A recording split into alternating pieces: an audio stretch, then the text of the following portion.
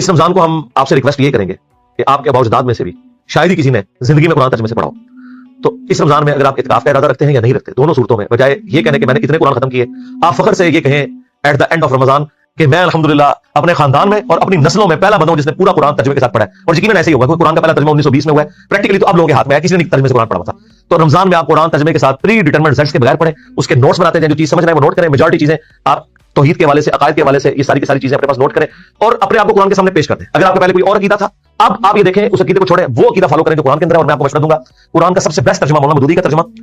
कुरान वालों ने प्रिंट किया है, एक सफे पे अरबी है, एक सफे के ऊपर उर्दू है। तो अगर सिर्फ उर्दू भी पढ़नी है आपने, लोग कहते हैं जी अरबी का सवाब होगा, उर्दू का 10 गुना ज्यादा होगा, क्योंकि उससे आपकी आखिरत बनने वाली है। आप इस चक्कर में ना पढ़ें, आप कुरान को एक दफा पढ़ें और अरबी लिंग्विस्टिक का सोजो गुदास अगर उर्दू में किसी ने ट्रांसलेट किया है, मुझे चूंकि कुरानिक अरबी आती है इसलिए मैं इसको फील कर सकता हूं। मदूदी साहब ने उर्दू जुबान में अल्फाज का चुनाव वो किया है कि काश अगर आपको अरबी आती ना, तो जो सोजो गुदास आप पे तारी होना था ना, वो उन्होंने उर्दू में ट्रांसलेट कर दिया। और अल्हम्दुलिल्लाह हर बंदे को समझ आता है। तो रमजान पे मैसेज यही है कि कुरान कम से कम खुद पढ़े, और बेहतर यह है कि अपनी फैमिली को साथ बिठा के रोजाना भले आप एक रुकू ही पढ़ लें,